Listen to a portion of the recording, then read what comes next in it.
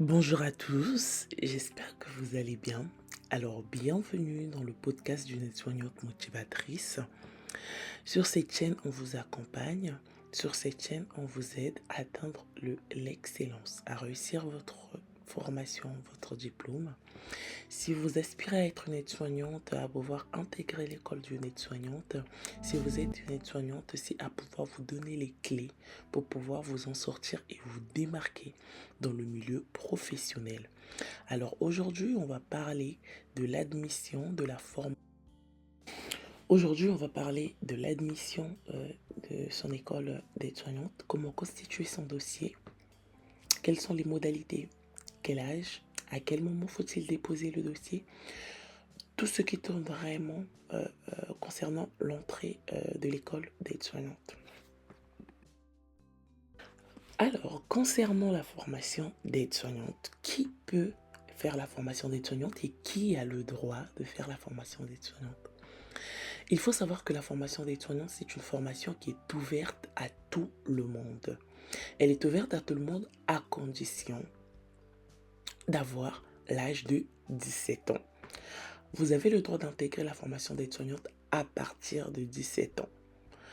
Quelles sont les modalités? Alors les modalités, soit via votre bac pro ASSP, donc vous avez été en lycée professionnel, vous avez fait un bac pro ASSP et suite à votre bac ASSP, vous pouvez tout simplement intégrer, après votre bac, vous pouvez intégrer l'école d'aide-soignante et de ce cas, vous aurez juste le bloc 2 à passer, bloc 2, module 3, module 2, 3 et 5.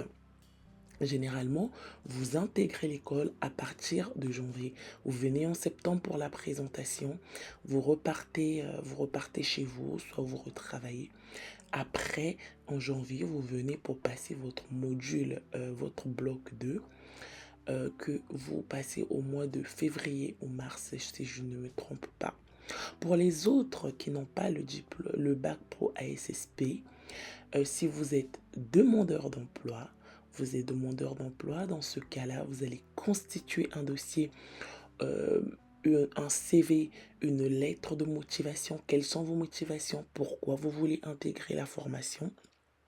Et après ça, vous allez pouvoir relater une situation similaire dans le soin que vous avez déjà vécu, soit dans un milieu professionnel, soit dans votre vie privée, mais qui est vraiment en rapport avec le soin et qu'est-ce que vous avez retenu de cette situation qui a pu faire que vous en êtes là où vous êtes aujourd'hui. Et suite à ça, vous aurez la sélection du jury. La sélection du jury, tout simplement, qui va vous envoyer un courrier comme quoi vous avez été admise, votre dossier a été accepté et on va vous donner une date. On va vous donner une date pour l'entretien. À cette date d'entretien, vous allez vous présenter à l'oral. L'oral, c'est sur 20 minutes. Vous allez avoir une professionnelle de santé, une aide-soignante, et vous aurez aussi une formatrice qui serait en face de vous, qui va vous poser des questions et qui va tout simplement voir votre attitude. Vous allez vous présenter dans un premier temps. J'ai déjà fait une vidéo sur ça concernant la réussite de votre oral. Vous pouvez aller la consulter. Et par rapport à ça, vos impressions, et lorsqu'ils verront que vous êtes assez motivé, ou ils verront selon les critères qu'ils recherchent dans leur centre de formation, vous rentrez dans les critères, vous allez tout simplement recevoir un courrier qui va vous rappeler que vous avez été admise à la formation d'aide-soignante et vous allez effectuer votre entrée en soit le 31 août, le 28 août ou le 1er septembre selon les régions, selon les villes, selon les IFSI. Alors, l'autre modalité, c'est tout simplement une personne qui a un diplôme, qui a un patron. Donc, vous travaillez soit dans un EHPAD, soit dans un centre, dans un MAS, femmes ou autre. Suite à ça, vous avez demandé à votre patron que vous souhaiterez partir à l'école, vous pouvez y aller en apprentissage. Il faut savoir que l'apprentissage, elle dure 18 mois.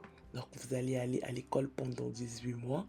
Dans un premier temps, dans l'apprentissage, c'est l'IFSI qui prend, c'est votre employeur qui prend contact avec l'IFSI pour pouvoir suivre les démarches. Une fois que c'est bon, vous allez faire votre entrée. Normalement, lorsque vous partez en tant que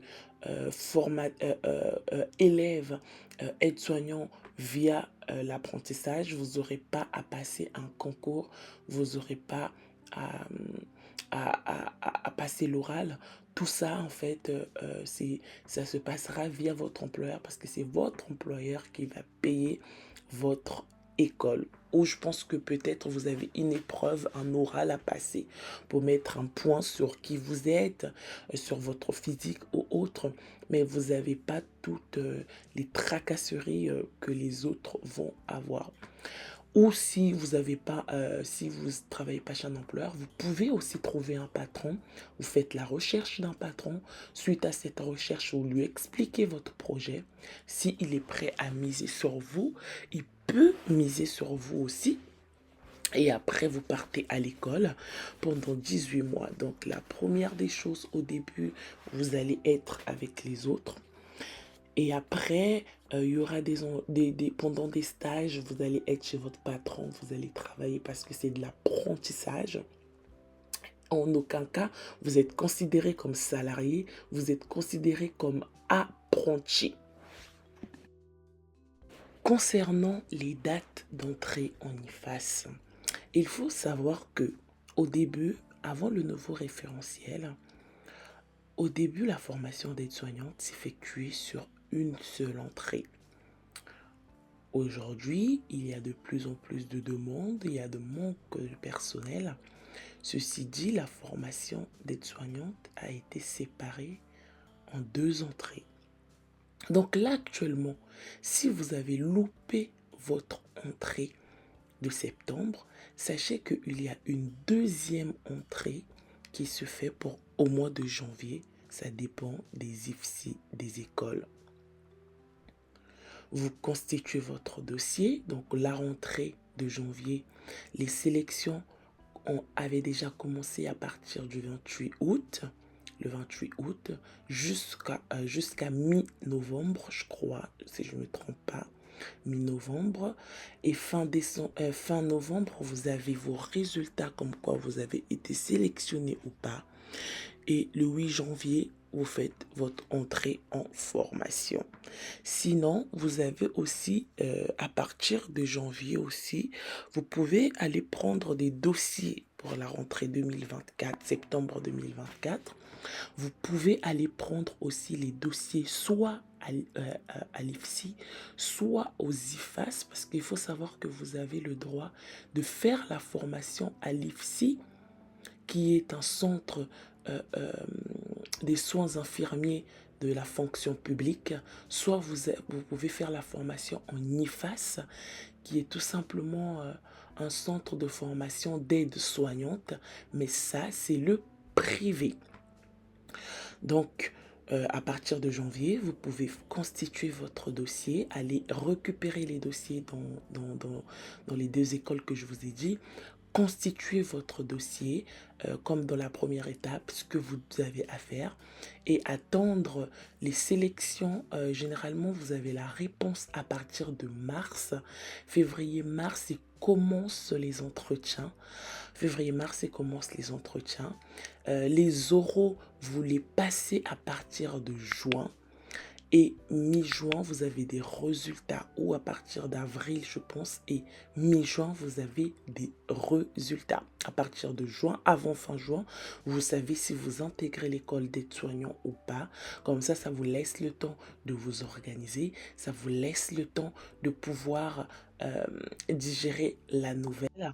Déjà fait une vidéo concernant l'oral, allez-y la voir parce qu'elle va vous aider.